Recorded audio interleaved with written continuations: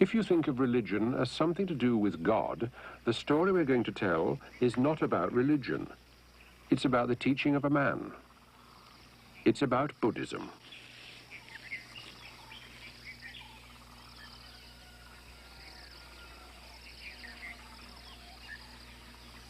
Here at Polonnaruwa, one of the ancient capitals of Sri Lanka, the island we used to call Ceylon, I was given a lesson in how to look at a statue. My teacher, then and for most of this search, was the Venerable Ananda Maitreya, former Vice-Chancellor of a Buddhist university, described in an address from the Buddhists of Burma as greatest of pundits, picked to represent his country on a visit to Mao's China. I was a bit scared to meet him, till I met him.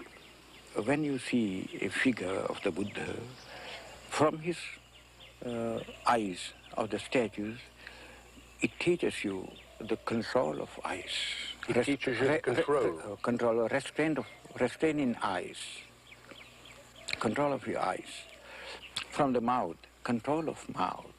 Control of speech, restraint in speech. And from the hands of the statue, the restraint in hands, in your activities. From the feet also, the restraint in feet. The whole body explains or expresses the restraint of whole body, the control of our body. So the stillness of the statue isn't just a matter of being stone, it is an invitation to emulate, to do the same thing. Yes. I see. Yes. So there's the religion, there is the real dharma. The doctrine is there. Doctrine symbolized.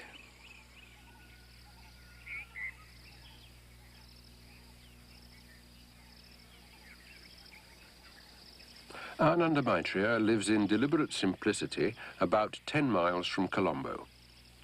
When I asked him what he thought his greatest weakness was, he said books. From his little house, he's planning a Buddhist study center for interested foreigners. In the meantime, he writes and teaches and receives visitors.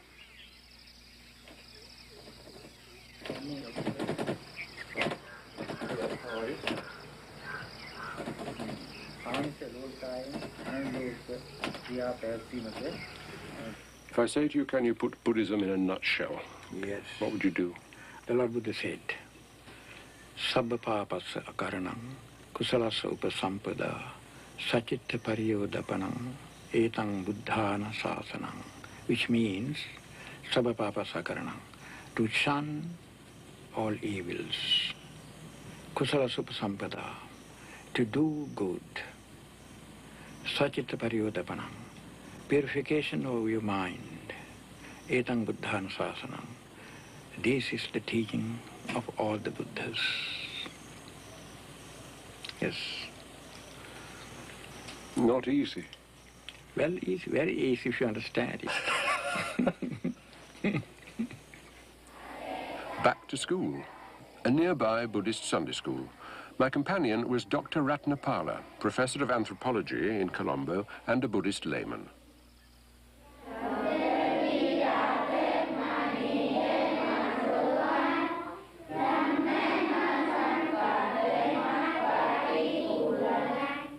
But I myself studied in a Sunday school when I was young. And I think elements of Buddhism I learned from this school. The primary aim is to mold character. Although you may learn things by heart, the first thing that they teach is love, respect all life. Then equality. Then the tolerance. You know, it's one of the things that I like in this country is tolerance. You are tolerated. So these three things were taught to me and they helped me a lot to mold my character.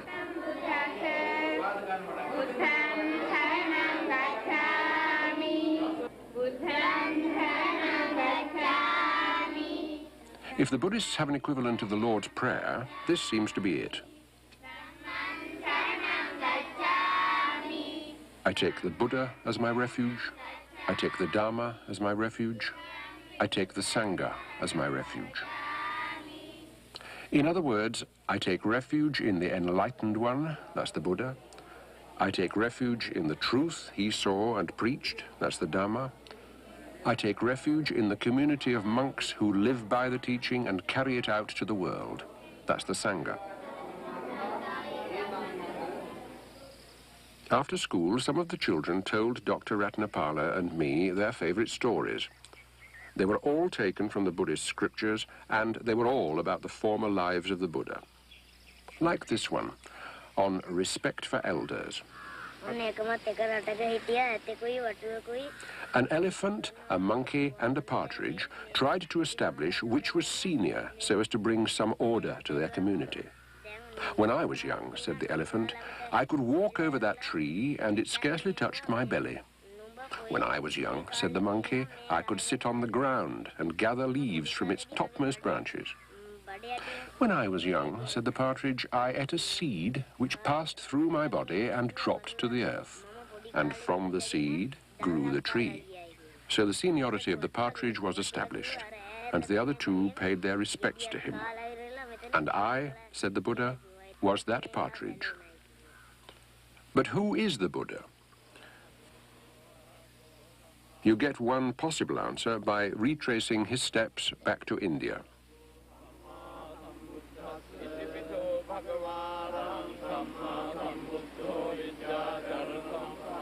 This is Bodh Gaya in northern India, where a giant stone relic box dwarfs a tree. Here, says the tradition, 2,500 years ago, under a tree, a man sat. He'd been born into luxury, and that hadn't satisfied him. He'd tried self-denial, and that had nearly killed him. Now, at the age of 35, he sat here and, after great inner journeyings, woke up to the truth. And that is the literal meaning of the word Buddha. He is the one who has woken up. After his awakening, says the tradition, he walked to Benares, where, in a nearby deer park, and the deer are still there, he preached his first sermon, and with that sermon won his first 5 disciples. But the question remains, who is the Buddha? Is he supernatural? Is he God? Is he immortal? He's a man, an extraordinary man. From the very beginning of his life, he's extraordinary. That's the case, not supernatural. Natural, but extraordinary.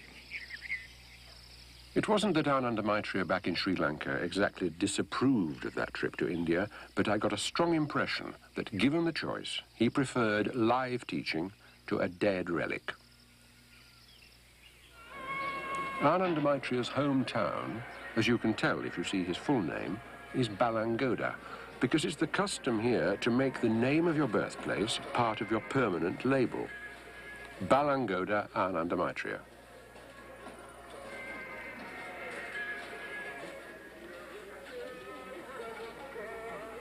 He took me to the local temple to see the monk in charge, a man in his 90s. He's a great friend of mine. Oh, is he? Yes, yes. When I was about 13, in my school days, from my school days, yes. He was a great friend of mine. Oh, He's much elderly. Yes.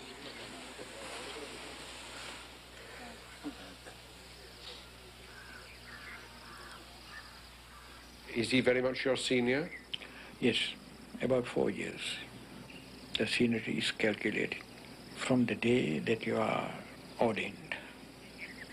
So it is our custom that we have to pay respect to our senior. If he's senior to me, even in 1 minute, I have to respect him. In this society, it's no bad thing to be old.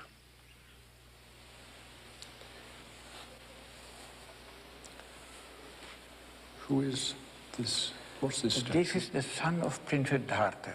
Son of the man Siddhartha- who became the Buddha. Oh, yes, And here is the Buddha, yes. and he's very tall. Yes. Why is he so big?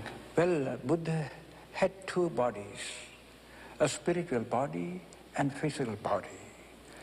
The figure shows the nature of physical body. The appearance. Yes, in appearance. But the height shows the height of his virtues, infinite virtues.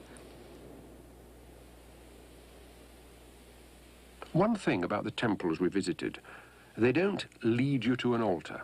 There's no holy of holies kept separate from the people, with God one side and you the other. Tableau by tableau, you're taken gently through a story, the life story of the Buddha. When you see statues in a temple, do you think of it as a kindergarten? Somewhat like kindergarten class. That's the kindergarten section of their spiritual life. That's the beginning. Do people get stuck there? Well, if they do get stuck, then there's no progress.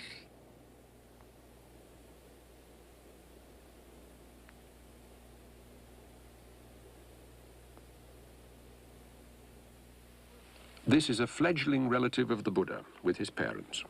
He's been a novice monk for 1 hour exactly. If, after 5, 10 or 50 years, he decides to disrobe, nobody's going to stop him. So the events of an hour ago weren't as final as they looked.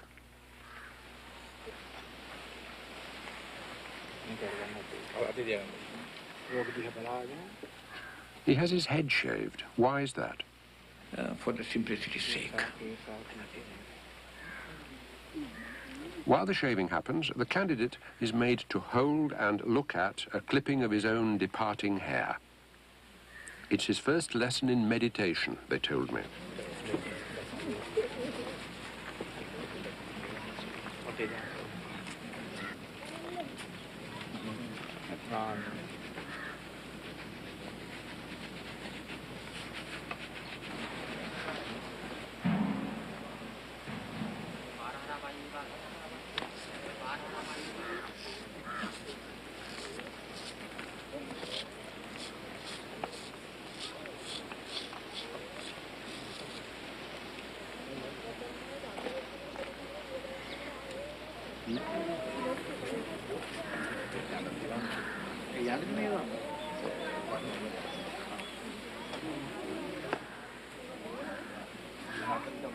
There was a nice informality about the style of the ceremony, but nothing haphazard about the timing. It happened at an hour and on a day that was astrologically exactly right. From Buddha's point of view, best astrological moment is when your mind is strong enough, full of self-confidence and energy. Nevertheless, the astrological calendar had been consulted.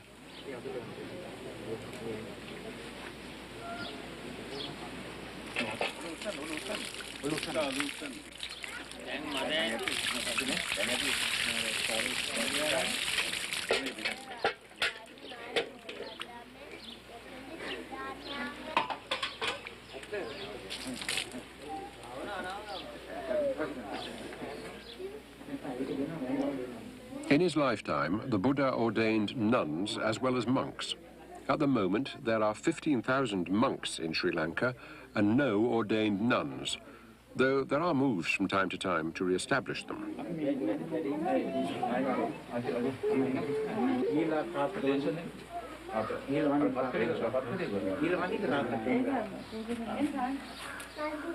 This is the last time he'll pay respects to his parents as a layman.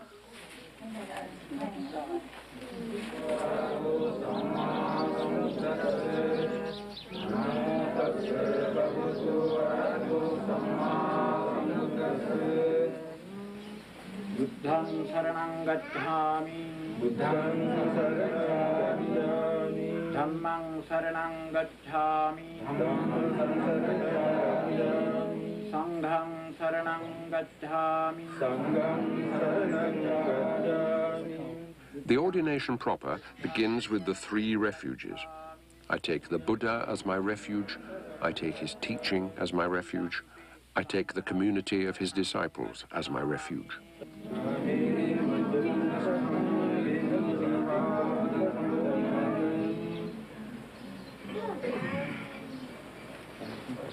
Ahang bhante, pabbajjang yachami, dutiyampi, ahang bhante, Bante. Pabbajjang yachami. Pabbajjang yachami. Satyampi. Satyampi. Ahang bhante. Ahang bhante. Pabbajjang yachami. Pabbajjang yachami. Yachami. Yachami. The language he's having difficulty with is Pali. That's the language of the earliest Buddhist scriptures. These are his new robes. Okasa. Okasa. Sabba dukkha nissarana. Sabba dukkha nissarana. Nibbana satchikaranathaya. Nibbana satchikaranathaya. Imang kasavang. Imang kasavang. Gahitva. Kiran.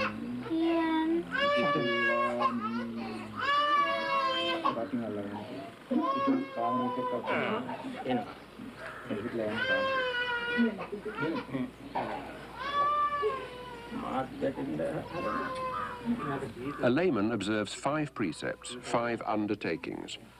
Not to destroy life, not to steal, not to misuse sex, not to lie, and not to take intoxicants. As a monk, he'll take 5 more.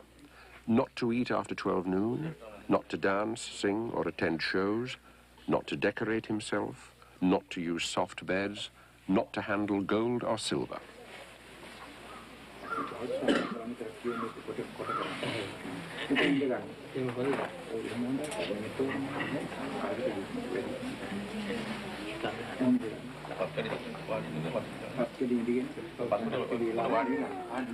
I asked Ananda Maitreya if ordination gave a man any special powers. That's something like a blessing from God or somewhat like that. There's no such thing in Buddhism. Because it is everything is you. You depend on what you do. You shouldn't expect any external help from a spirit or from anybody for your own development.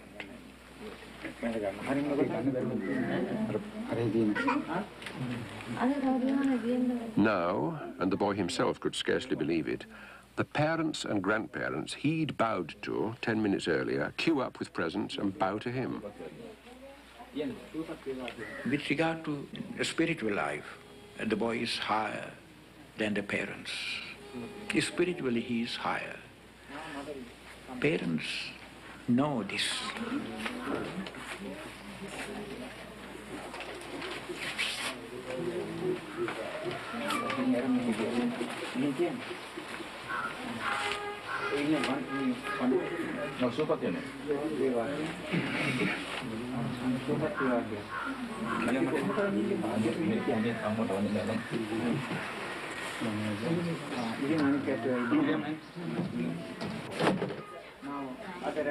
Grandmother and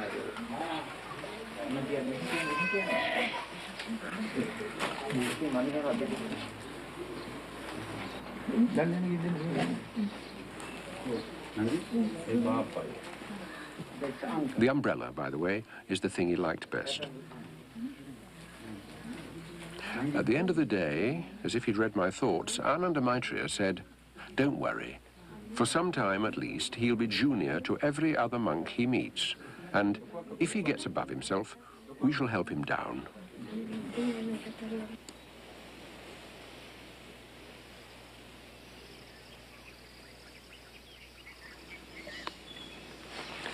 A word you hear a great deal in talk with Buddhists is the word suffering.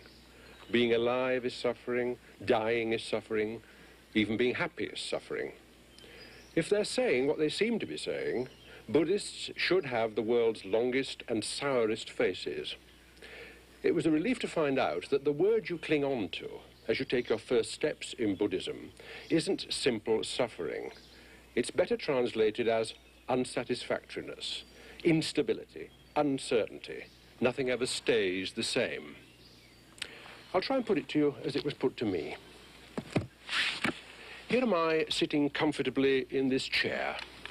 In an hour's time, I might still be quite comfortable. In 24 hours, I'd be in fair agony. In 24 years, I'd be a cripple, and in 240 years, I'd be bones, and the chair would be looking pretty seedy, too. Even if you try to keep quite still and not change, change will still happen, and there's nothing anybody can do to stop it. So, if, like most people, you're a clinging man in a world which never stops changing, what do you cling to? Some would say God. Even the crowd at an English football match sings, "O thou that changest not, abide with me." But Buddhists don't accept the idea of one unchanging, almighty God. The problem, they say, is man's problem. And the Buddhist solution, as far as I can understand it, is you must cling to nothing because there's nothing anywhere solid enough to cling to. And if you can't cling, however much you want to, you're faced with one unthinkable, terrifying alternative. You've got to let go.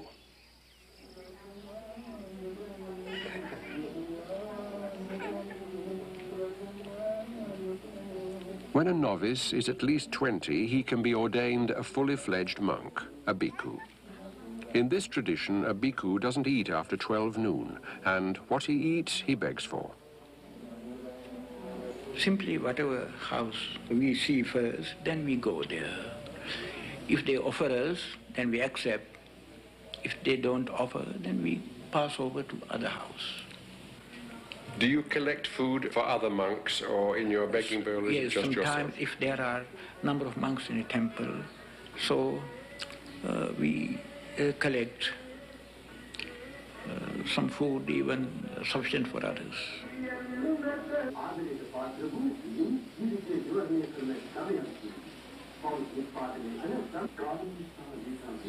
I asked the laymen, the food givers, why they did it.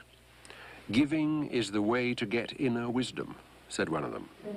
But the rest talked about meritorious actions, gaining merit, like accumulating a store of spiritual riches that will help them to a better rebirth.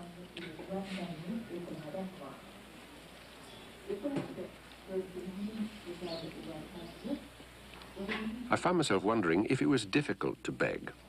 No, because when we join the order, naturally, we have to give up our pride, because we know we live on others.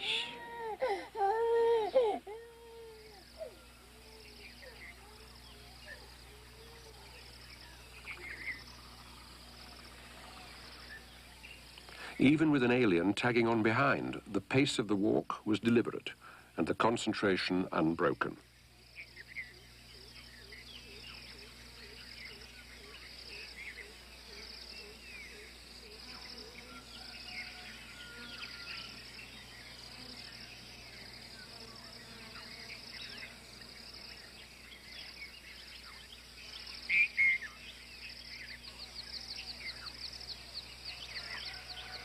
Take two monks.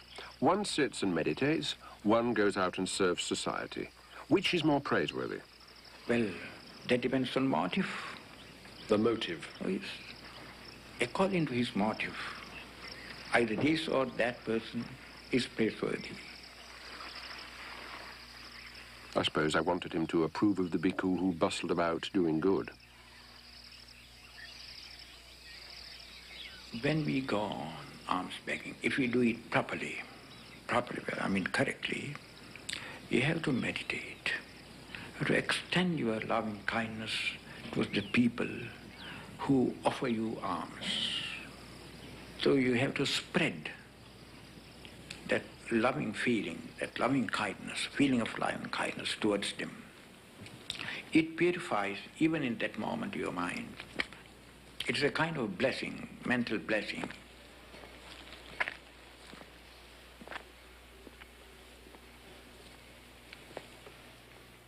About the meditation on loving kindness, I believe that you begin it by concentrating on yourself and loving yourself. Yes. Self-love, I was brought up to believe, is an evil thing. Well, if it stops there itself, then it may be an evil thing, but you don't stop there itself. First you love. It is natural that everybody loves himself better of all other persons. So you have to extend your love. First you you have to experience your love on yourself, love for yourself. So you experience your love. Then you have to extend the very same experience towards all other living beings. Can a man who doesn't love himself then not love other people? Well, a man who doesn't love himself never loves others. It is impossible.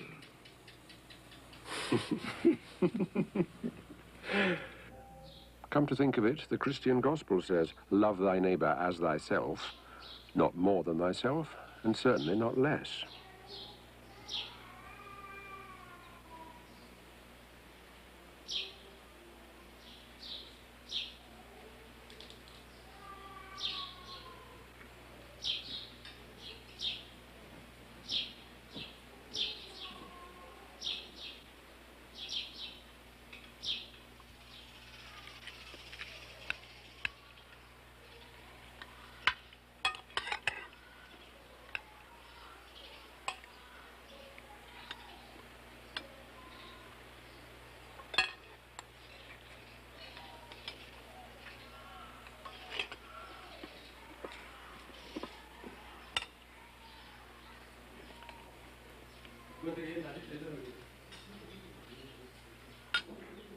But am I right? The Buddha did require his bhikkhus to serve. Well, yes, for the benefit of the people, for the good of the people, for the welfare of the people, to teach and preach and help the people. So he sent out the first historical world mission. Before that, there was no world mission like that. It was the start of a world mission. And a mission, what is more, without bloodshed.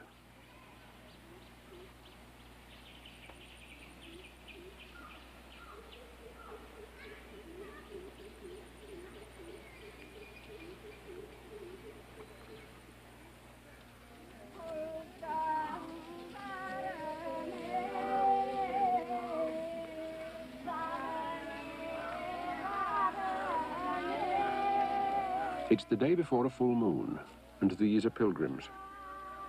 For the last 3 months, traditionally the monsoon months, monks have been keeping what's called the rain retreat.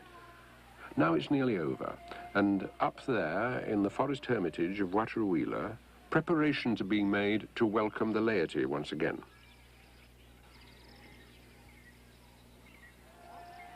I first knew the procession had started when I heard this extraordinary surging whisper. It must have been about 2 in the morning.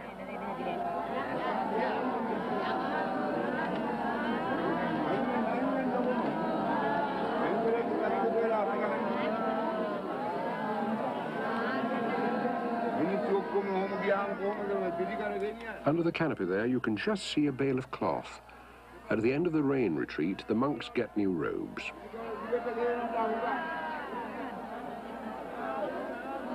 That cry of sadhu, sadhu, sa, it seems impossible to translate.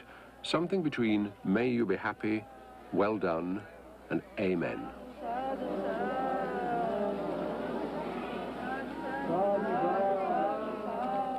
In an assembly hall under a jutting rock sit the monks of Wataruwila, some from the main house and some from small hermitages hidden away all over the island.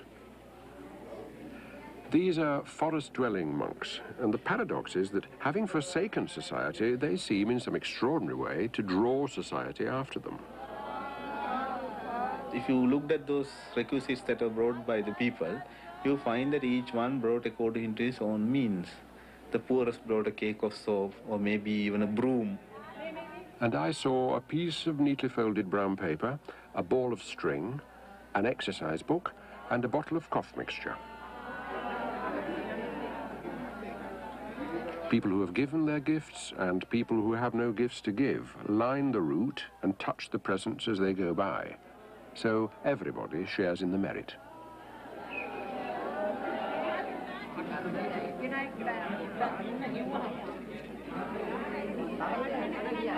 The main ceremony was over by daybreak, but the pilgrims lingered on for the sideshows and to talk to the monks and take guided tours around the buildings and make a day of it.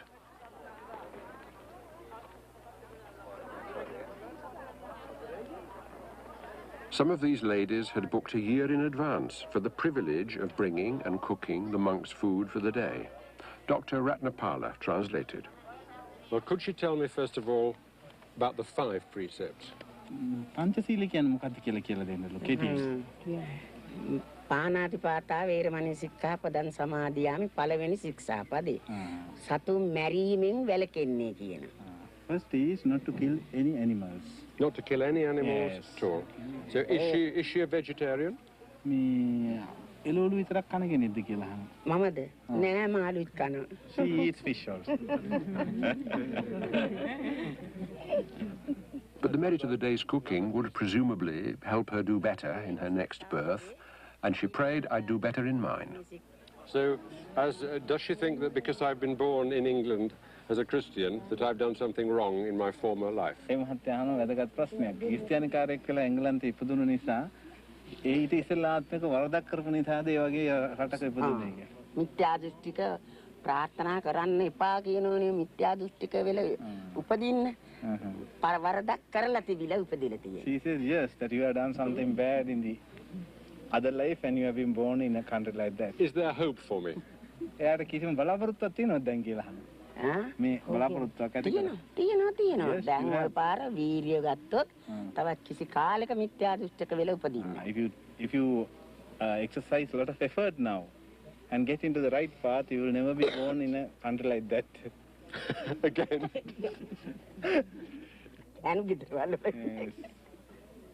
Yes. Here are 2 boys with a remarkable aptitude for ancient languages. They chant and translate from Pali and Sanskrit. Some say you can't account for such accomplishments in the space of one short life. At an early age, these boys talked of being in a bus crash. Bit by bit, a story was pieced together about the death of 2 Tibetan monks in India and their rebirth here as twins. In the middle of these celebrations, I found myself comparing the relationship of these monks and these laymen with the relationship of a town and its football team. The spectators aren't players and probably could never be. The players are in some ways idolized, in some ways trapped. What they do out there on the pitch is something very special to them, and they can't be either interrupted or helped while the game is at its height.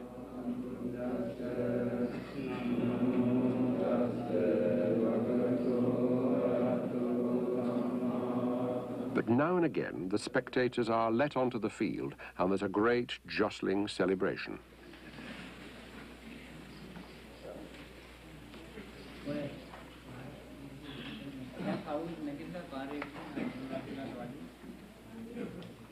Then, for the monks, back to simplicity.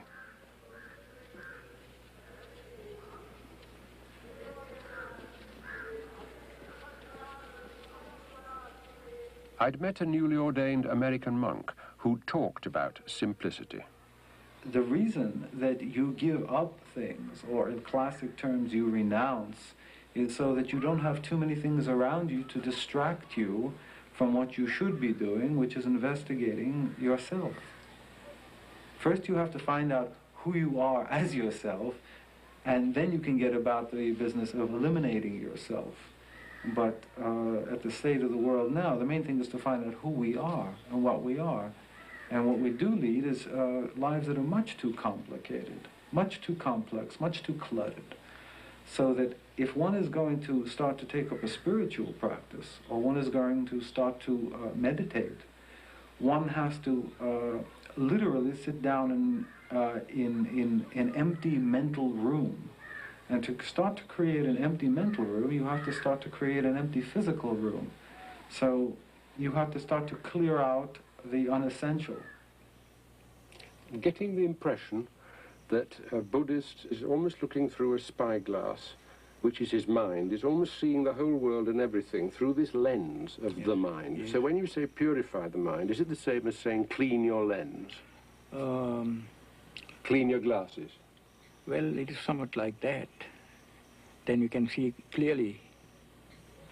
If you purify your mind, then you can see the nature as it is, as really it is. the world as it is. There is the realization. So you would call Buddhism a severely practical thing of seeing the world as it is, not seeing it painted gold or pink? No. You have to penetrate all the appearances. We have to penetrate it. And the Buddhist device for penetration, said Ananda Maitreya, is the Noble Eightfold Path, the 8 spokes of a wheel. Right speech, right action, right livelihood, right effort, right mindfulness, right concentration, right thought, right understanding. So, and he used the 8 spokes of his parasol to make the point, while we are tied to the cycle of birth and rebirth, we're on the perimeter. As we take the Noble Eightfold Path, we move, bit by bit, down the spokes to the still point at the center.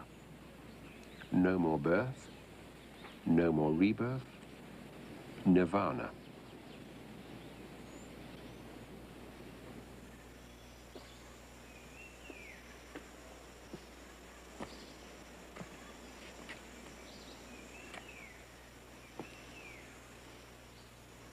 When I asked a well-respected Buddhist monk about nirvana, he said, "You can no more describe nirvana than a frog can describe dry land to a shoal of tadpoles." And he went on to elaborate. "Even the cleverest tadpole," he said, "can only ask questions about the element he lives in. And all the frog's answers are going to seem negative. No, dry land doesn't have fish. No, you can't float over it. No, fresh air is not like water." Until the tadpoles get the idea that he is describing some impossible, negative nowhere. "With earthly thought," said the monk, "you cannot think nirvana. From nirvana, you cannot think an earthly thought." In other words, don't look to the Buddha for help with the harvest, help with money, help with a job. Look to the Buddha for help with the truth. No wonder people in need of immediate benefits and immediate comfort need gods to resort to. The shrine of the god Dadimunda, at a remote spot in the center of the island. These women claim to be possessed by good spirits, and they've come to have their possession confirmed by the shrine priest.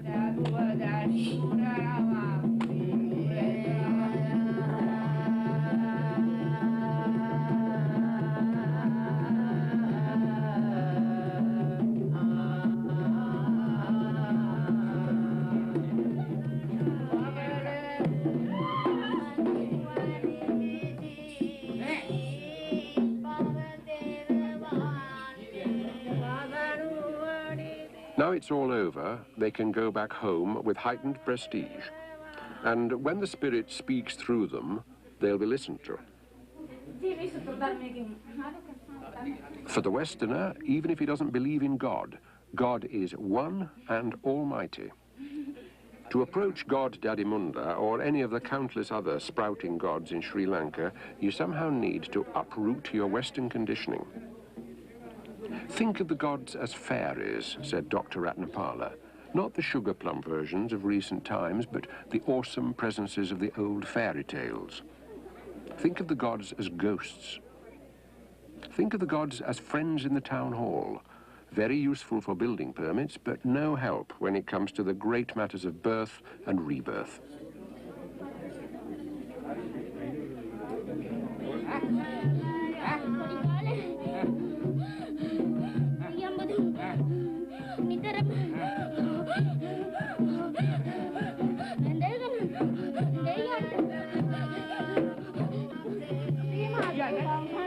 I said to Ananda Maitreya, how do you, as a Buddhist monk, react when Buddhist laymen go to the gods for favors?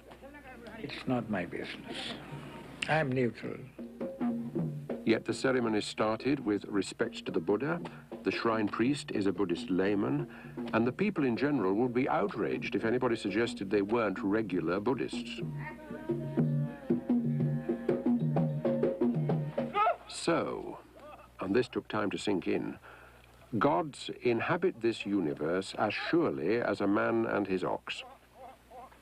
They can't bring you to nirvana because they don't know the way.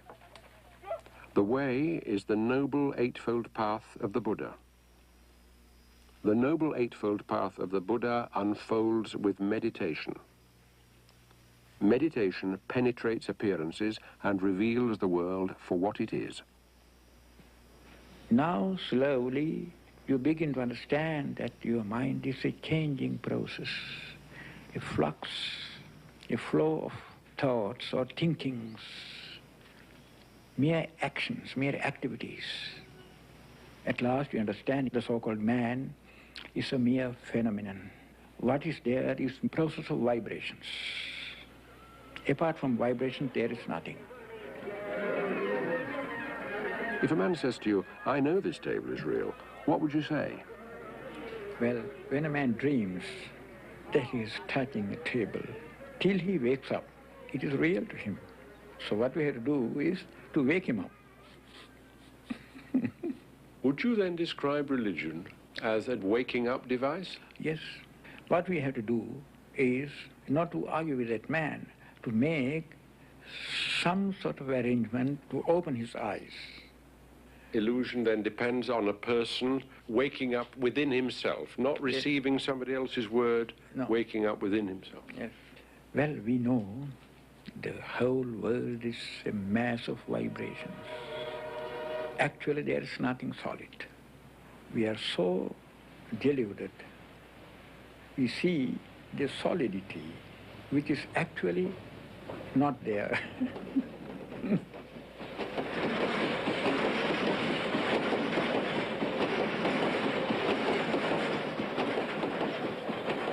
It is somewhat like measuring a dream by another dream.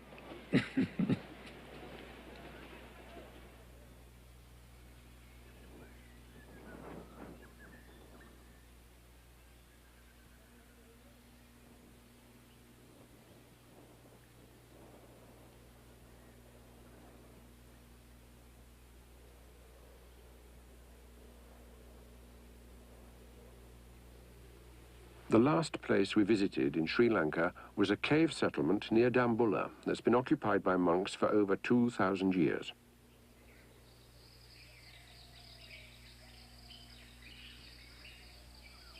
Bhikkhu Paramananda was a clerk on a tea plantation till he was over 40. Then he became a bhikkhu. His cave contains a hard bed and a few books. The inscription over the door is from the 2nd century BC and records the name of the patron who first made it possible for a monk to live here.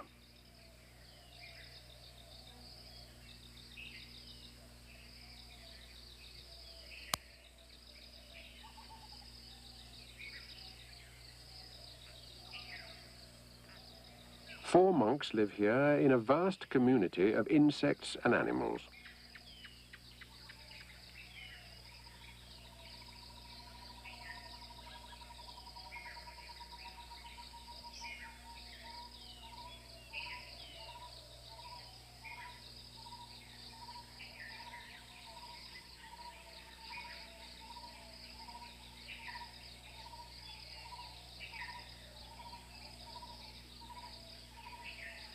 Bhikkhu Soma, also a forest monk, spent 8 years as a student engineer in Chelsea, London. What things in particular do you miss now? Can you give me an example? All comfortable living, like driving cars and living in a nice comfortable house and a bed. And these things, as well as a lot of other interests, technical interests and studying, reading and freedom. Mostly. Is your life here very, very controlled? I mean, morning till night? I should say up to a certain extent, yes. Is it very serious? Yes, very serious, because if there's any allowance, there'll be a lot of disobedience. Do you have jokes? Yes. We're not all that sort of boring and unhappy. We're also happy. We crack jokes and laugh about. And of course we practice meditation too, but we are in a confined place. Because with the society, if we do that, society will lose the respect towards us. Do you ever want to leave? That's unpredictable. You haven't so far? Sometimes I should say, as a matter of fact, there was certain temptation came out to me and pushing me like, and I know those are weaknesses that I have. The idea of Buddhism is to build up the resistance towards that sort of temptation where will go back. I mean, we can't go back to childhood, really. But it's an illusion if you try.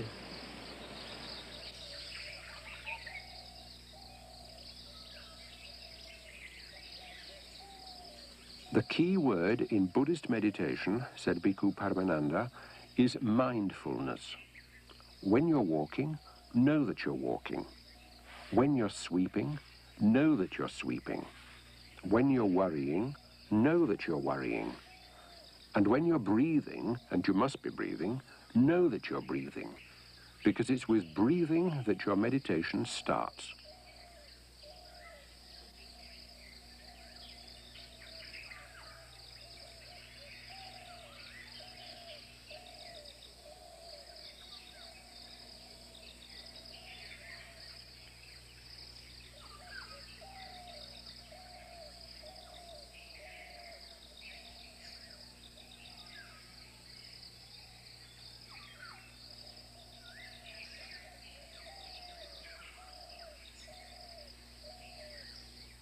The Buddha said, it's the duty of a monk to teach and preach for the good of the many, for the happiness of the many, out of compassion for the world.